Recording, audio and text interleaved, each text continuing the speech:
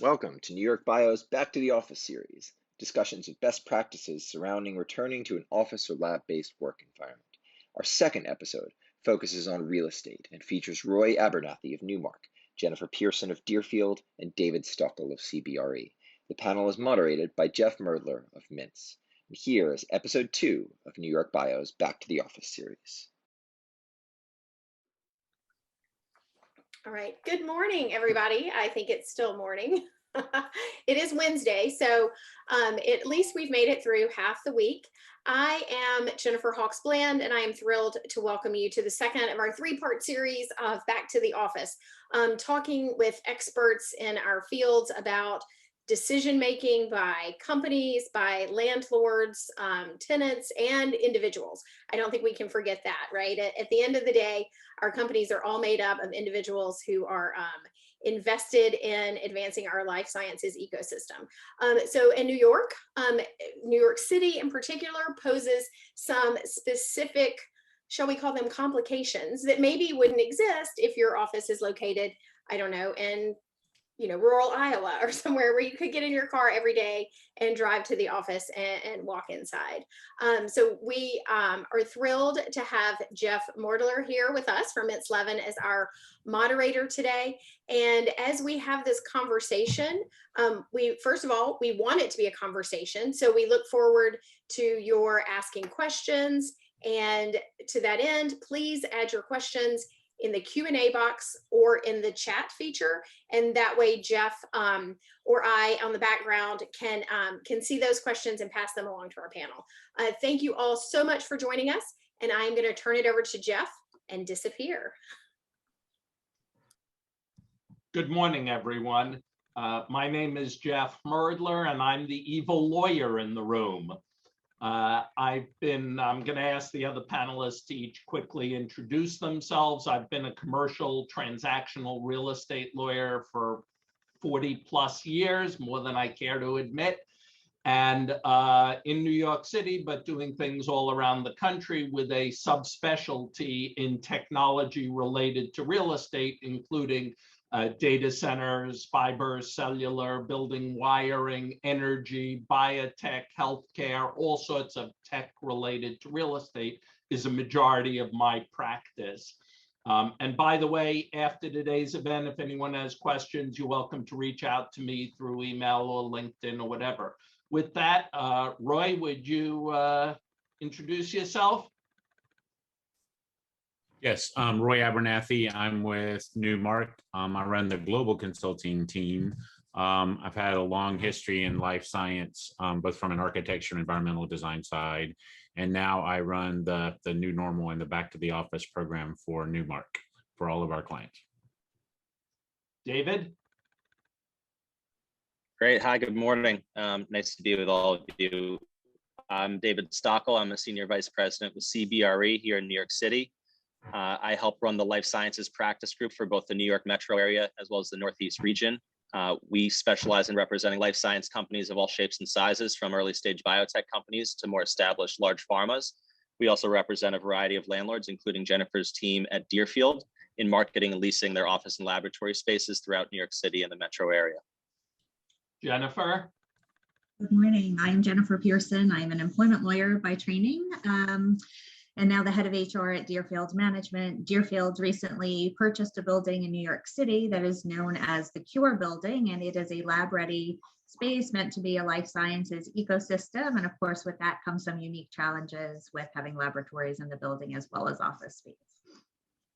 So our intention today is to make this a dialogue, not just a lecture and more of a seminar. So I'm going to give some opening remarks to set the stage, and then ask one of the panelists to sort of be a principal responder on each topic, but open it up to dialogue, agreement, disagreement, other thoughts. So we're living in the proverbial brave new world right now. The COVID-19 pandemic is completely uncharted territory. And every day, including yesterday, the protocols are changing. So New York dramatically reduced its protocols yesterday, and we all now have to adapt to those changed protocols, and visitors to buildings and employees all expect us to do that standing on the proverbial 1 foot in 1 minute, change how we do things.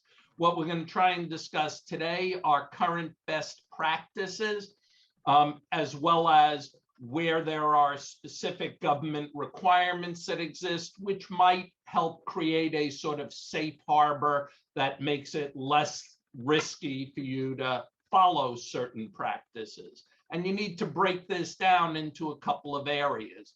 One is the landlord's obligation. What does the building or property owner or landlord need to do? A landlord has a general duty by law to keep its tenants and occupants safe from reasonably foreseeable injury and unsafe conditions. But what's foreseeable here? What could we all predict in February and early March, a little over a year ago?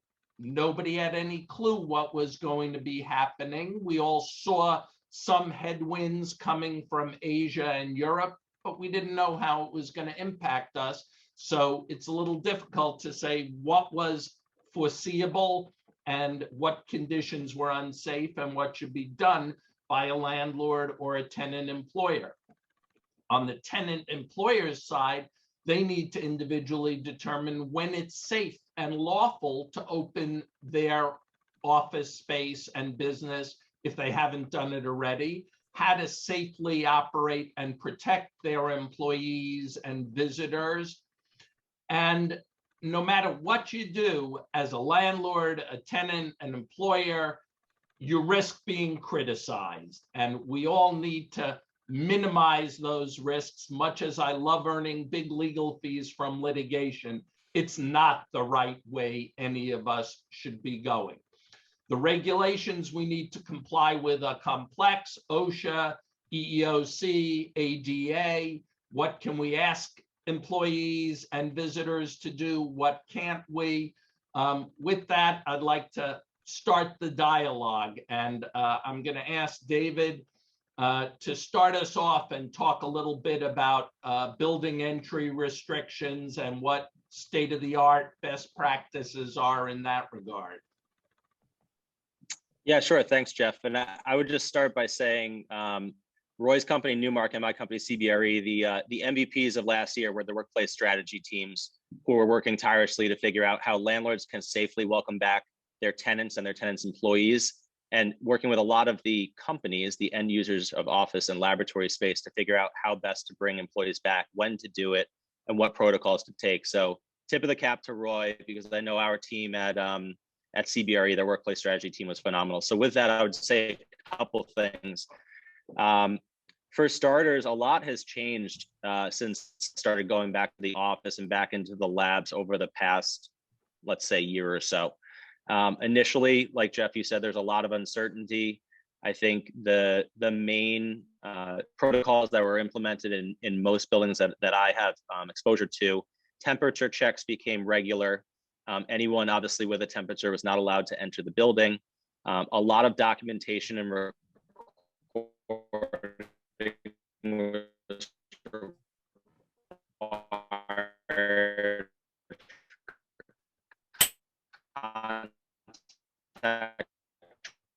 Tracing purpose. So whether it's employees entering the building, whether it's making sure contact information appropriately if needed, was definitely critical. This have changed. The frequency in which places were cleaned, like elevator lobbies, elevators themselves, entryways into tenant spaces, have been cleaned with much greater frequency. A lot of the materials that are also being used to now build spaces are changing as well to avoid the spread of germs for all the obvious reasons. I would say at 200 Park Avenue, CBRE's New York headquarters, we have spacers between all of the elevators. So there's limited capacity as how many folks can ride in elevators together in order to accommodate social distancing. I would say temperature checks are regular.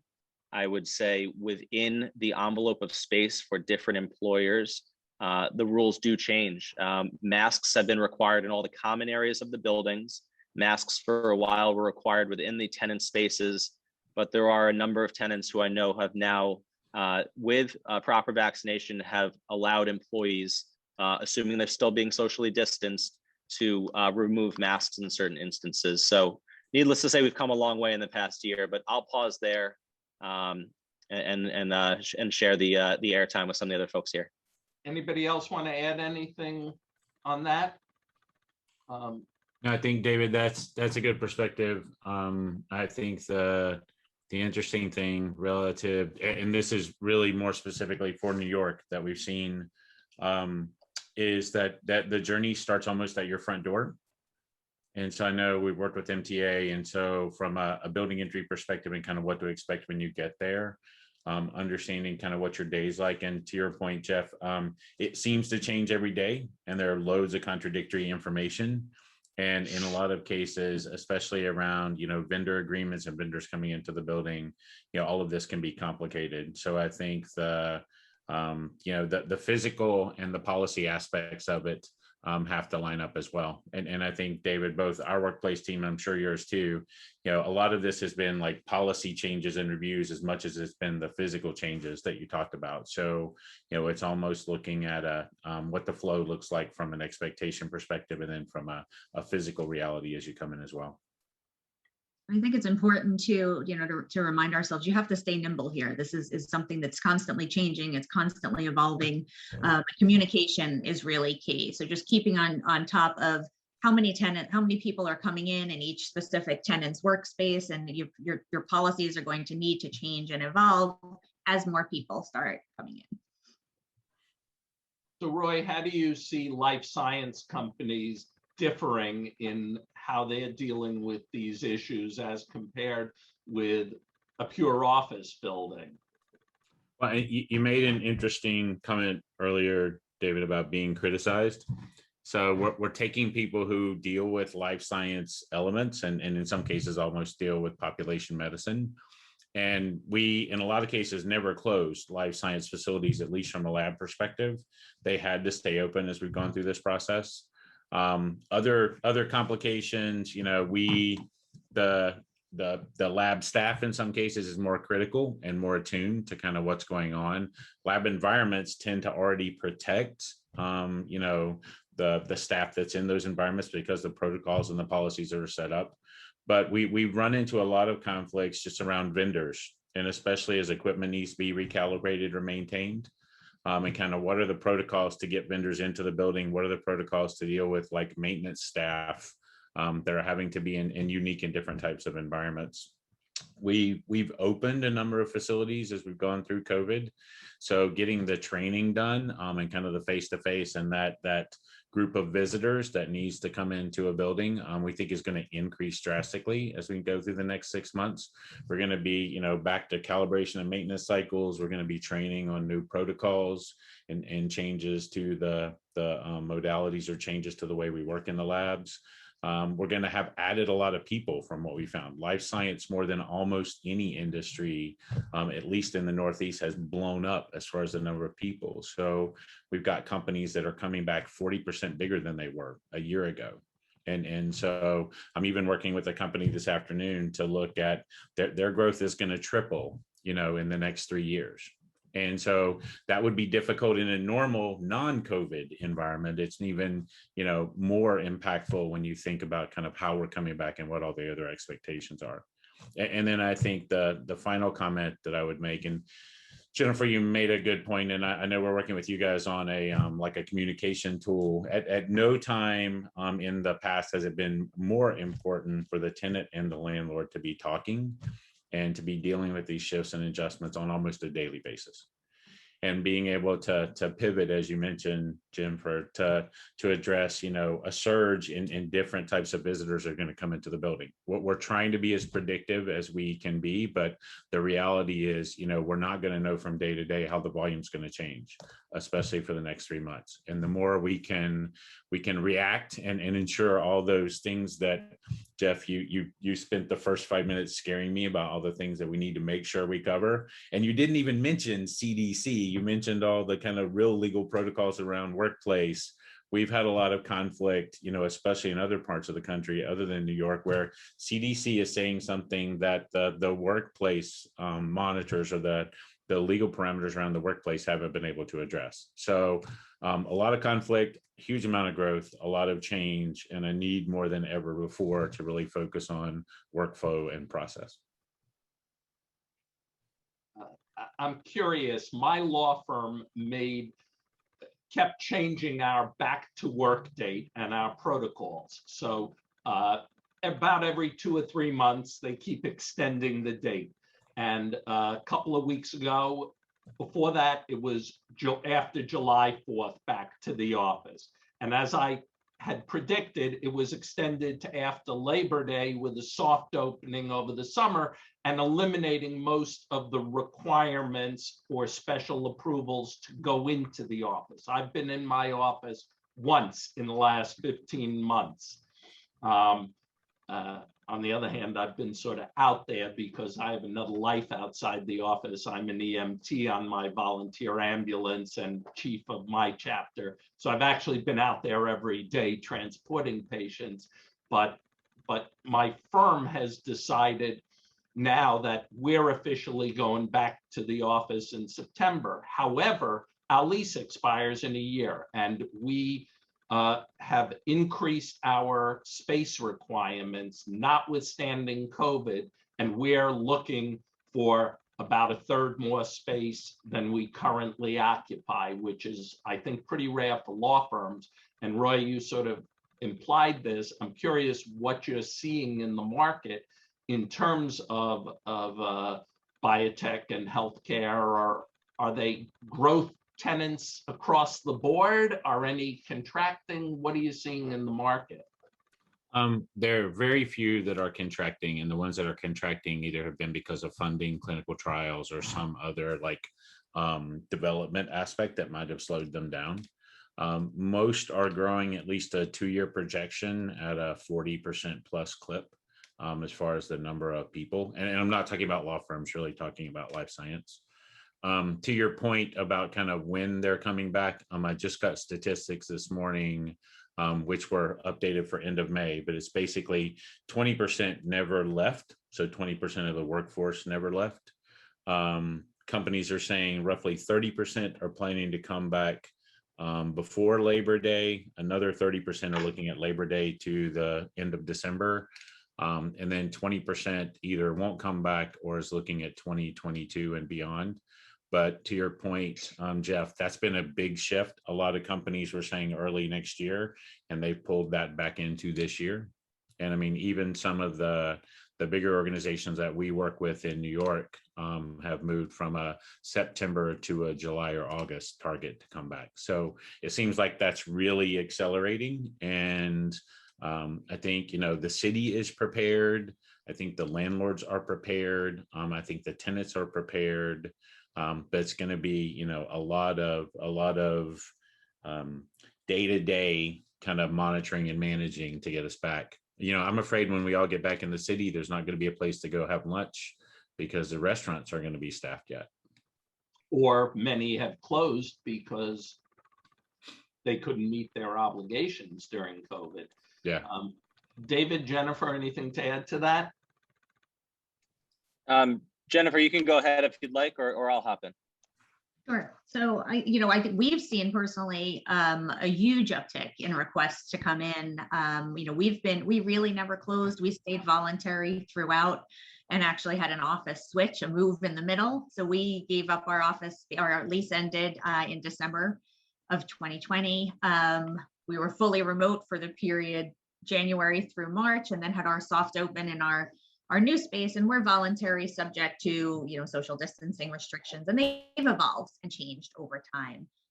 We are tracking vaccines for our staff, but we've just started allowing third parties in for meetings on a limited basis, and the number of requests that have come in has been astronomical.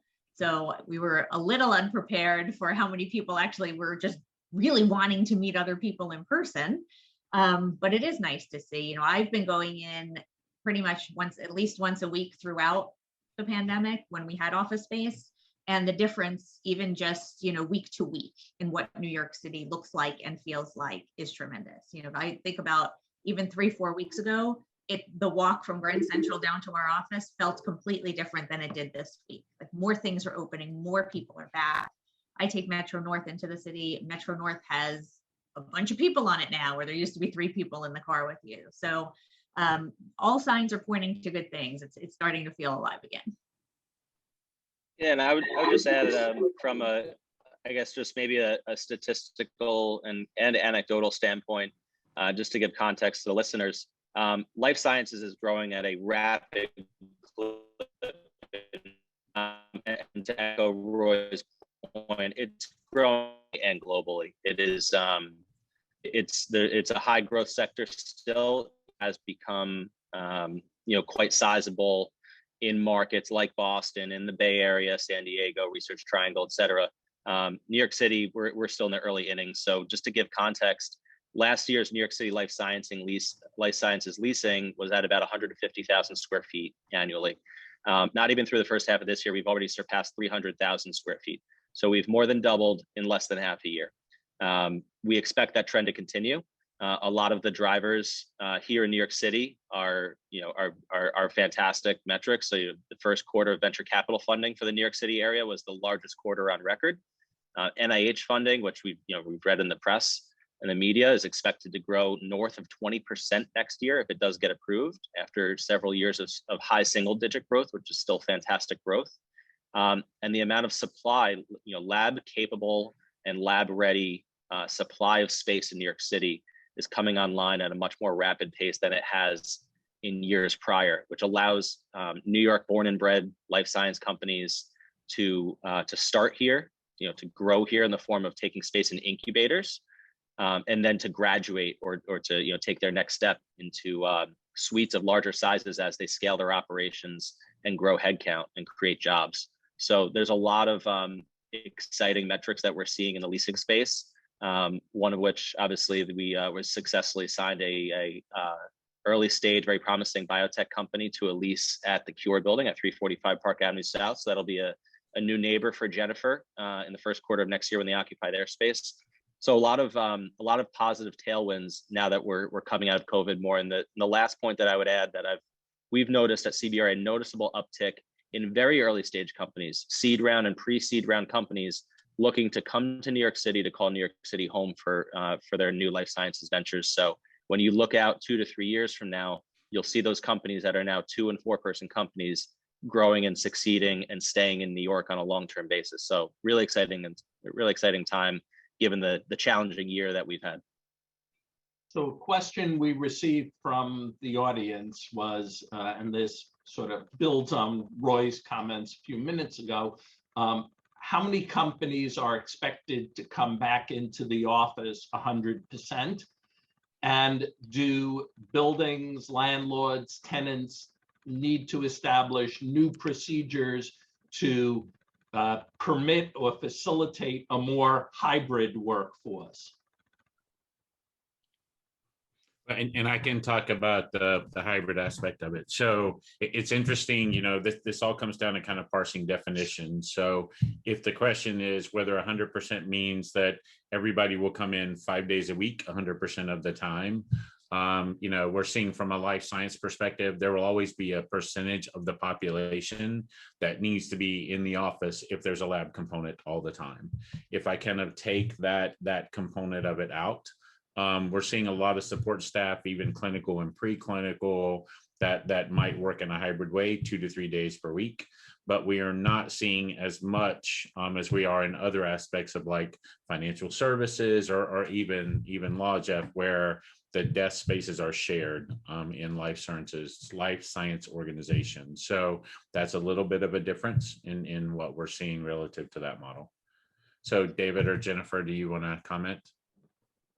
I think something from just a human aspect to keep in mind is the world has been different for 15 months, and you can't really flip a switch and say, okay, everybody back, and expect that to feel good to people and have it be successful. So I think you want to be cognizant of, what are your employees' needs? There's a huge psychological hurdle to this, to getting people back in the office. People will talk about the commute. Seems to be the most concerning thing for most people. I'm not comfortable. I'd be happy to come into the Cure. I don't want to take the train.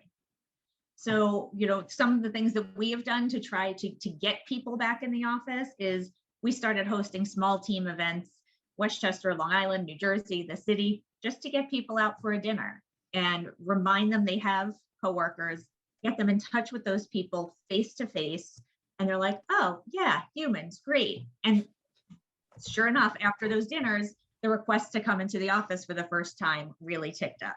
And people came in, and once they were in and realized, oh, this is really bright, airy, clean, amazing, more and more people are coming in. So I think it's thinking about what do people need. So we're allowing people to stay voluntary through the Monday after Labor Day. And then we're very likely going to a 4-in-1 model for at least the rest of this year as an experiment to see what it looks like. Everybody in Monday to Thursday, Friday optional remote. For us, we find remote work is fine if everybody's remote at the same time, but it goes off the rails and kills collaboration and productivity when people are, you don't know when people are here or not here. I think there's another piece to that also in terms of sort of what people are used to and how their daily schedule is operating. I'm sleeping an hour later because I'm saving an hour's commuting time. And I think I'm much healthier and getting more exercise because I'm saving an hour on each end of the day in commuting time. And I'm anxious about how I'm going to deal with back to the office. Although I really want to go back to the office, it's not going to happen overnight. As you said, Jennifer, it's going to take time for me to readjust my bodily clock and schedule and habits that I've been away from for 15 months, by the time we get back, 18 months or so. And that's a little scary to me. And the transportation piece, I think, is also a huge one for people who use public transportation and easing back into that and getting comfortable with it. I haven't been on a bus or a subway in 15 months. We got one more question from the audience, which was, what kind of design features would you recommend for new construction, whether it's for a lab or office space, in order to reduce or control transmission of infectious diseases? I can start with a couple ideas, although it's probably a little bit more Roy's arena, but I can give some of the ideas that we've seen put in place. For starters, the lab tends to be a safer place for some of the reasons Roy alluded to before. Folks who work in a lab are much more accustomed to dealing with that type of environment that now office employees were not so accustomed to dealing with. So the change from what we've heard from clients with laboratory folks in particular was not as heavy of a change relative to folks that worked in the office spaces. I would say, as far as design features go and thinking about new construction, I would say a few things. One is we've seen a lot of clients looking to upgrade their space. Naturally, COVID had an adverse effect on the real estate market, putting a lot of downward pressure on pricing and increasing concession packages that were being offered by landlords as inducements for signing leases. Lots of sublease space came on the market over the past year. Sublease space as a percentage of overall space spiked into the mid-20s, which put a lot of pressure on landlords to adjust pricing downward, and particularly on net effective rent basis. So what does that all mean? That means that a lot of clients saw opportunities to upgrade the buildings that they work in, whether it's lab space or office space, because the deals were more attractive. So that alone allows you to upgrade your space if you are coming up to a natural lease expiration, or if it's growth driven where you have to make a move. So you can go look to upgrade your space, be in what's sometimes perceived or actually is a higher quality building from a safety and health standard. So those are some of the things that we've seen happen as far as decision making goes, I would say. As far as design goes, I think pre-COVID, there was a swing on the pendulum for a lot of companies trying to emulate this quote unquote tech collaborative culture of really reducing the square feet per person metric as companies think about how much space they need. So metrics as low as 100 square feet per person, that even pre-COVID was starting to be reevaluated to see if that was truly producing a productive work environment. And I think the general consensus was that maybe not so much, particularly for certain office employees who don't thrive sitting quite proximate to their peers. So that pendulum is starting to swing back, and I think COVID pushed that further. So now we're swinging back to where a square feet per person metric is a little bit healthier and naturally safer from a social distancing standpoint. So people have a little bit more shoulder space, if you will. So we're definitely seeing a little bit of that. And then things like I mentioned before, the materials that are being used, the surfaces that are being put into new spaces have a lot more consideration than they ever did. I was actually reading a book called Healthy Buildings, which is written by a well-known professor, Harvard professor named Joseph Allen. He's been all over the news. He's like a talking head. He has fantastic content. I encourage everyone to follow him on Twitter or to just read his book and read about what he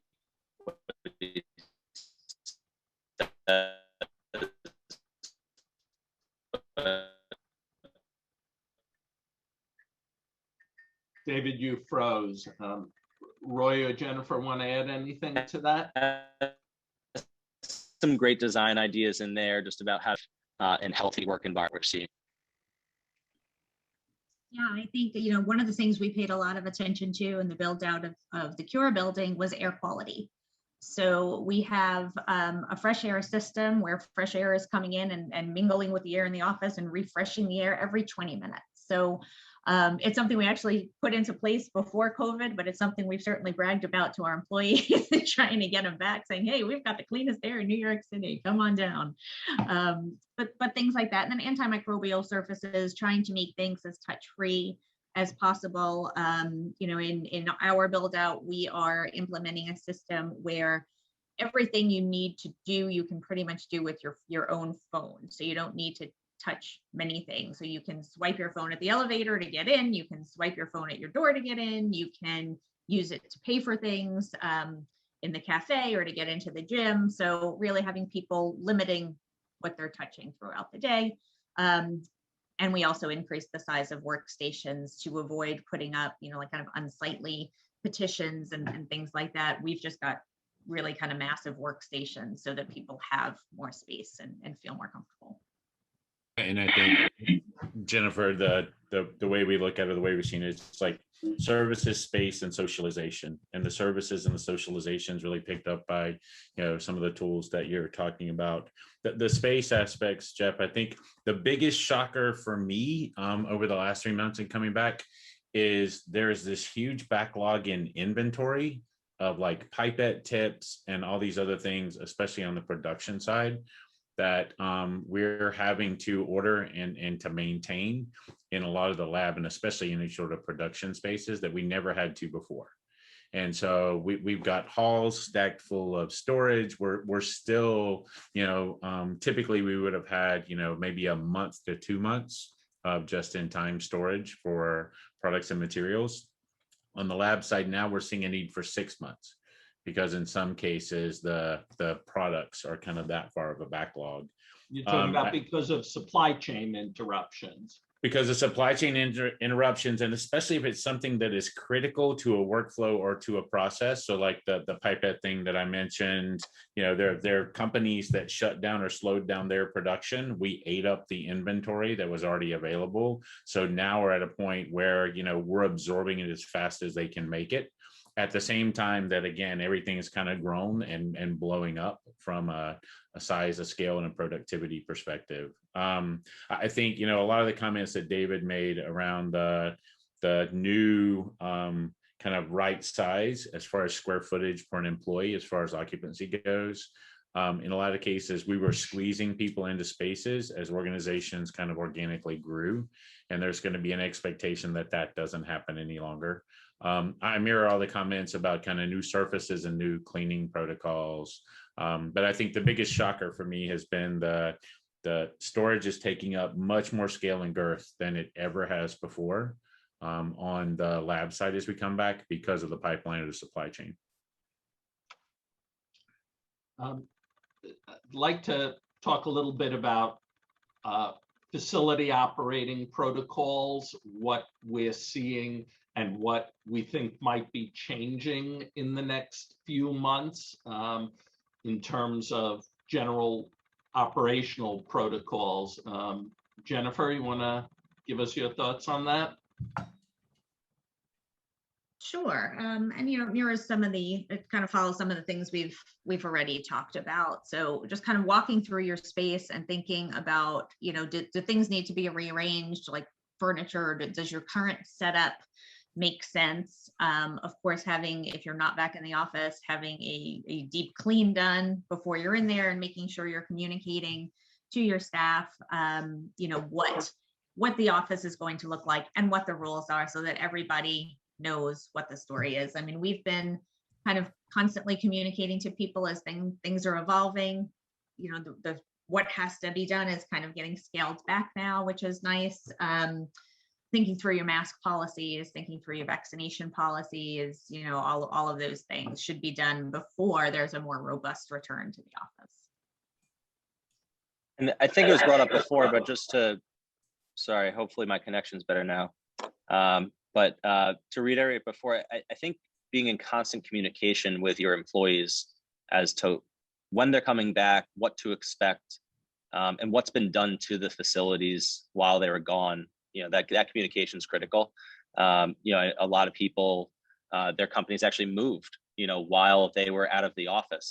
So, reorienting them with what space is theirs, where folks sit, and what protocols are put in place. Some of the easy fixes were putting plastic dividers between some of the bench seating to provide a little bit more protection for one person to the next. And then the obvious one that I'm not sure has been brought up yet was, a lot of people being encouraged to get vaccinated. The easiest fix, right, is to look at science and to see the proof there, to encourage people to get vaccinated. But that's obviously a bit of a sensitive subject in certain arenas where it's encouragement versus requirement. Yeah, and I can tell you, as a head of HR, we've had a ton of conversations between my peers and I about, what should that look like? What are you doing about vaccines? Something that I found tremendously helpful was we brought in an infectious disease expert to join our morning meeting and just give a 15-minute overview of what do we know about the COVID vaccine? What do we not know? How was it formulated? Was it rushed? There was a lot of questions from younger employees around fertility issues and things like that. Just to have somebody who really understands this stuff and had this is this person's career. They have no vested interest in getting you back to work, telling you this is the scientific fact, as opposed to things you may see in the media and things that aren't really fully addressed. And then people had the opportunity to ask questions. And that was something that so many of our people wrote to me afterwards and said they found very, very valuable. We're fortunately at almost 85% vaccinated, but it's a big question mark as to come September, the Monday after Labor Day, what am I doing with those 15%?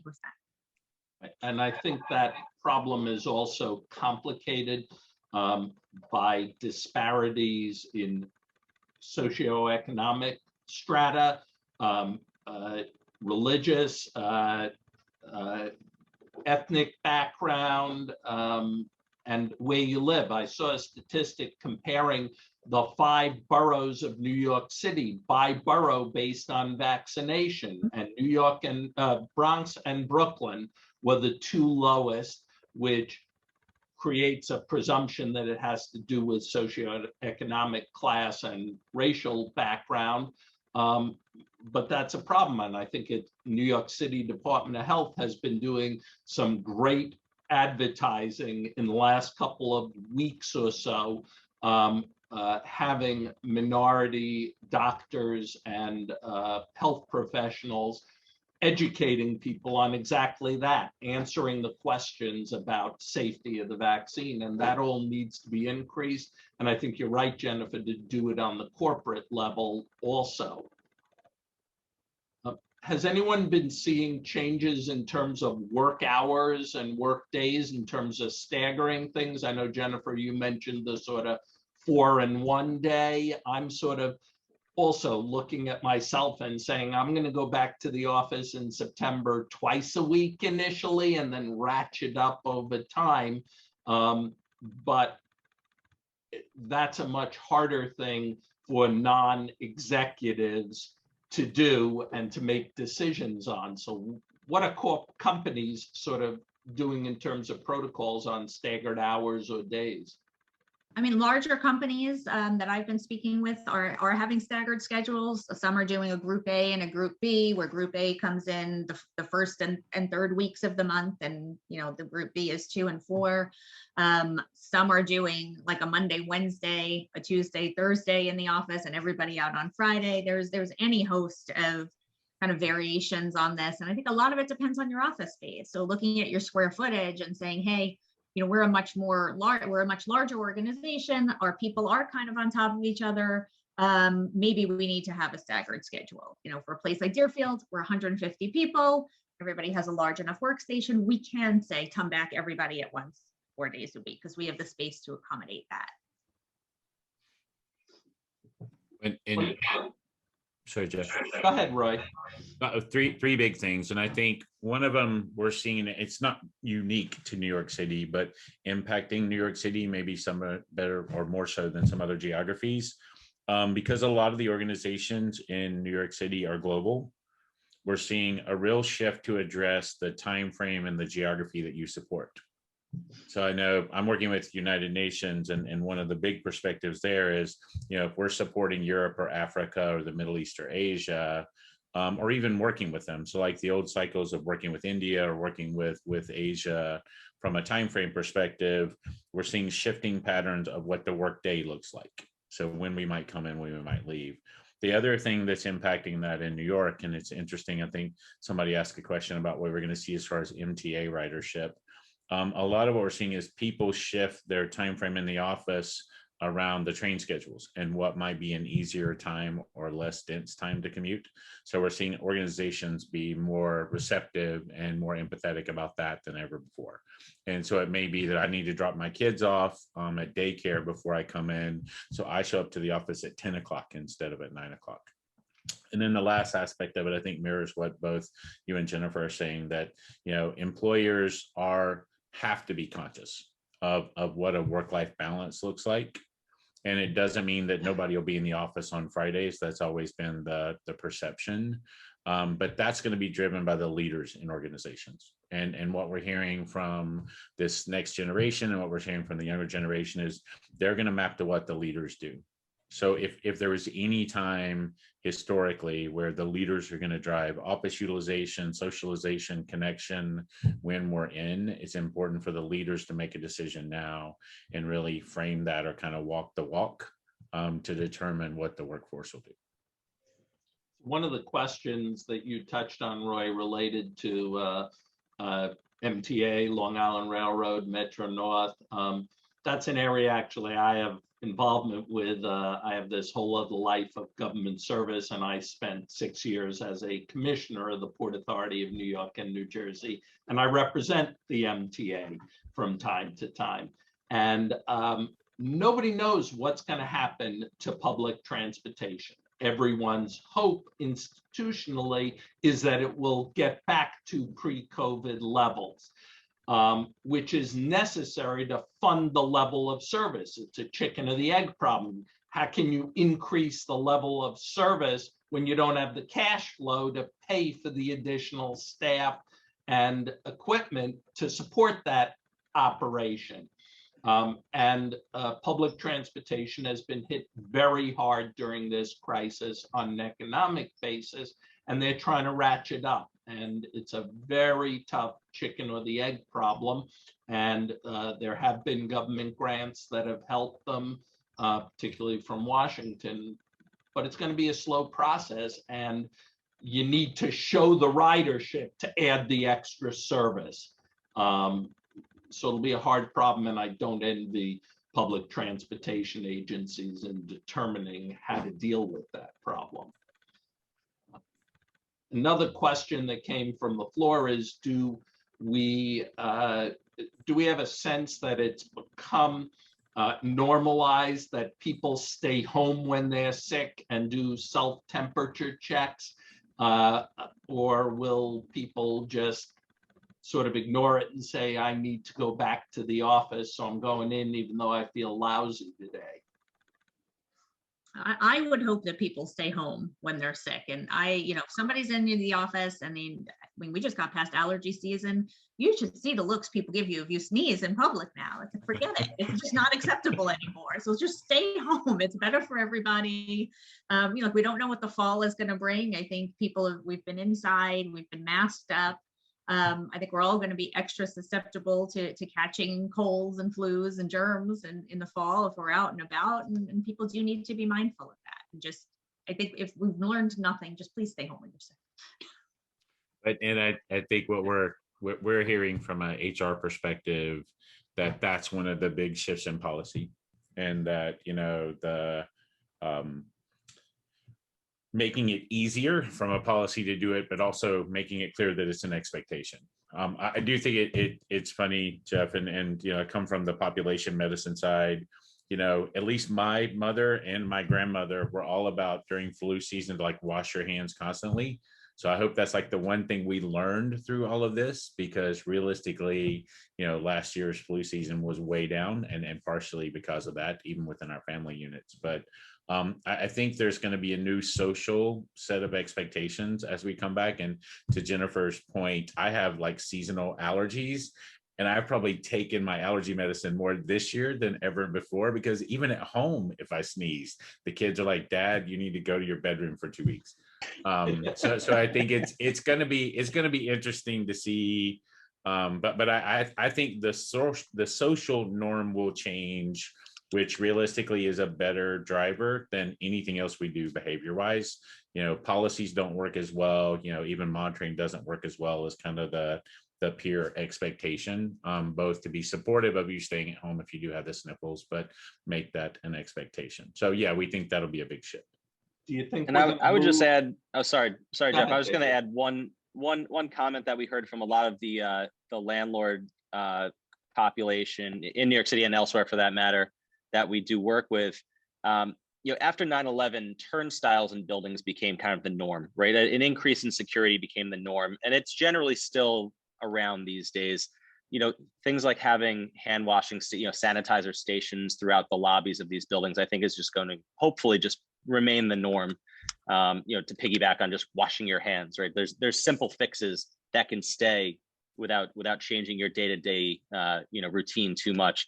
Temperature checks, I think, will be an interesting one, because we have some buildings that still have them. It's extremely easy. It's hands-free. It takes no more than 5 seconds. But I think there's certain protocols that could and probably should stay in place that are simple fixes that just give people, an added level of comfort when they're entering and exiting a building. I was going to say, and your comments lead into mine perfectly, David, and that is in Japan in particular, mask wearing has been a custom there, very heavily implemented in public spaces for many, many years. Do you think the US, and in particular New York, is going to change to that kind of custom? I'm not so sure, but it'll be interesting to see. It used to be you'd see, one person, typically Asian, pre-COVID, walking on the street with a mask in a day, if that. Do you think that'll change? I think the whole mask wearing idea in the wintertime for just preventative care is kind of interesting. I was joking with a couple of colleagues that, the jacket with the hat with the mask kind of kept me warmer and more comfortable anyway. And, personally, I don't find the mask to be all that big of a deal. I think, Jeff, the fact that you said the US and New York, what will they do? I think you're going to see a wide variety of outcomes there. But, wearing a mask in the wintertime and preventing yourself from catching a common cold, it doesn't negatively impact my day, and positively helps. I also think with kids and the spread of germs in schools, my kids, pre-COVID, they had a runny nose for pretty much the entire school year. It was just a function of being around a lot of kids, the spreading of germs, the sharing of toys, and who knows what else. But wearing a mask in certain settings, like outside, like you said, in Asian countries where it's much more prominent, not such a bad idea. I'd be shocked if it was anything more than optional though. And Jeff, we're seeing it's geography first. And so there were states that stopped wearing masks before other states. New York will be one of the higher adoption markets, and especially the city. The second thing which will drive that in New York is the higher the mass transit. If you look back at the one thing we learned, and we call it the string of pearls between, Boston and Bethesda, Maryland, the trains and the commute modes that we need, where we do it as groups rather than driving in cars, like Dallas, Texas, that we'll probably wear a mask on the subway more frequently than we do in some other locations, and that's a good thing. And I'm with you, David. I mean, I'm not ever going to go back to Minneapolis in the wintertime without a mask, a scarf, a coat, and a hat. But I think the adoption rates are going to be triggered by what we hear from the news, or what we get basically told from an outside influence perspective. But I think that, we have learned that it works. I mean, there's still some skeptics, but we have learned that, ultimately the vaccine, washing your hands and wearing a mask ultimately can be a preventative. And I think a lot of people will continue to adopt that and follow. Problem if you wear glasses, fogging up with masks, particularly going inside and out and during the winter. Well, so David, we just need to invent the one that like clips to the bridge of our glasses, which I've seen that one on the, the GoFundMe accounts where you can invest early. So we probably could develop that while we're here. Yeah, I've tried 5 of these anti-fog cloths and sprays and other things, and they help, but not perfect. Yeah. I want to turn a little bit to talk about something we touched on earlier, which is communication, which I think is very important, but also very difficult to manage, because if you issue a new communication every day and you're changing your policies, people ignore it. They can't be bothered reading it. How often do you communicate, and how do you get past that resistance to constantly read and try and distinguish what's new, what's changed? Jennifer, I think that's probably your bailiwick. Yeah. Well, I think you have to know your audience is the first thing. So figure out what method of communication works best for your staff. And that may be, we have a morning meeting every day, everybody's dialed into it. That is without a doubt, the most effective way for me to communicate something important and then follow up with a writing. Putting the please read in the email can be somewhat effective, and we have a newsletter. So you can figure out how to get the word out. Staying in constant communication is great. Constant should be when something changes and people need to know that there has been a change. We have not had a ton of communication from the beginning of COVID. It was really just as things were evolving and changing. So if we were changing when people had to wear a mask or who had to wear a mask, there would be a communication. During the early days when things weren't really changing that much, I think I probably popped up once a month and said, hey, look, we're still status quo. When something changes, we'll let you know, just to let people know we were on it, we were thinking about it, but there was really nothing to report as a change. And thinking through, kind of the tone of the communication and how people are going to react to it. So if you're going to have 2 different policies for vaccinated versus unvaccinated, make sure that's communicated very clearly in a writing, and that there's a justification and an explanation for any differences you're making between those 2 classes of people. I would just add one observation that I had from CBRE, which is the communication was relatively frequent, but I didn't think overbearing. But there's always material easily accessible on our company website.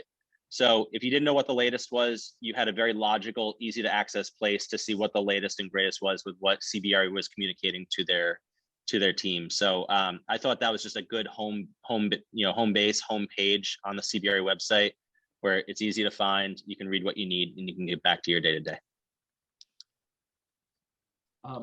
Another subject, privacy and record keeping issues.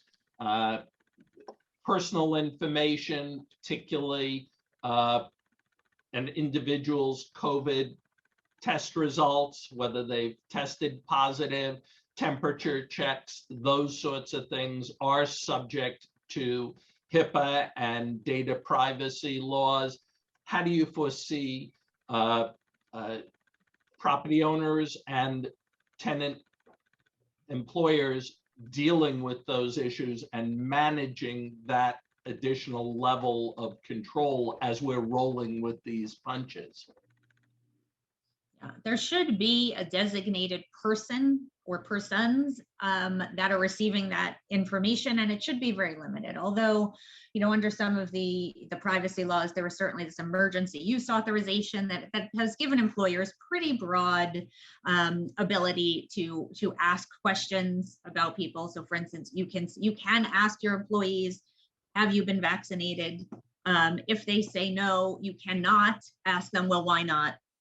So just making sure you're aware of what you can and can't ask, and then where are you storing that information? And it really should be on an absolute need to know basis. If someone tests positive for COVID, you're going to need to communicate that to people that that person was in close contact with, but you don't need to go out there and say, "Well, Joe Smith tested positive for COVID." You really need to say, "Hey, someone that you were in close contact with has tested positive for COVID." So maintaining the anonymity as best you can, while also covering your obligations to make sure people who were in close contact with someone are going and getting tested, and you're putting those people out, on a quarantine period to protect anyone else. I would just add to that same applies if you ask for proof of vaccination. That evidence also is confidential information. Sorry, Roy. No, Jeff, it's a good point. And I think this is, it's like every month, Jennifer, I almost feel like there's like a whole new set of things that we now have to protect, or we now have to ask, document, and in some level communicate. The interesting thing we've seen around just vaccinations is the person sitting next to you wants to know if you're vaccinated or not. And that's not really information that we can communicate. It's protected, as you're noting. I think the reality is that anyone who is in the office who's not vaccinated should follow a different protocol. So that being very obvious gets into all kinds of other implications where you don't want someone to be treated differently because they're wearing a mask for whatever reason, whether it's perception or vaccination. I think that the last thing, and it's interesting, as a country, we vaccinated our oldest population first. So we're going to have kind of a retired group to test this on. I don't want to say it that way, but to kind of work through this with. But what is the vaccine ages? And we currently keep getting longevity kind of bolted on to the end of the vaccination phase. But we need boosters, and there's even questions around, and I know this was relative to the Johnson & Johnson vaccine, but is Moderna better than Pfizer? And are you wearing a Moderna badge or a Pfizer badge or a Johnson & Johnson badge?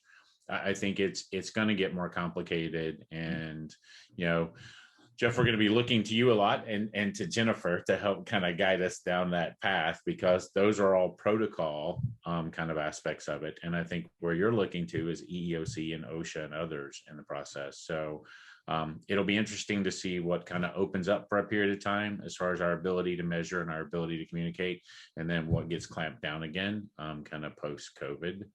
But it's going to be an interesting time to look at it. I know we've used Clear in New York a lot because of their offering from earlier this year. And they're saying, although I haven't seen it yet, that they can now legally track the vaccination status through their application. I know there are other tools as well, but we've seen a lot of tenants and occupants kind of defer the tracking of it to an application or an entity that's contractually aligned, maybe to mitigate the risk. And Jeff, you can talk about that. But well, I think we're pretty much out of time. I just want to say thanks to Roy and David and Jennifer for allowing me to sort of guide this, and to everyone who attended. My one final comment is following up on something you said, Roy. I regularly refer to the ancient Chinese proverb, "May you live in interesting times." I'm sorry, the last 15 months has been way too interesting for me, and I really look forward to much less interesting times. That is an excellent way to end, Jeff. We wish you all a a normal business operating protocol season. Thank you all for participating and joining us, and we look forward to continuing to fill. Obviously, you're prepared to field questions if our listeners have any, and we just really appreciate your time and your contribution, and we'll look forward on the YouTube channel as well. Thank you so much, everybody. Thank you. Thank you. Thank you for joining us on New York Bio's Back to the Office series. For more from New York Bio, follow us on Twitter @NewYorkBio and check out our website at www.newyorkbio.org.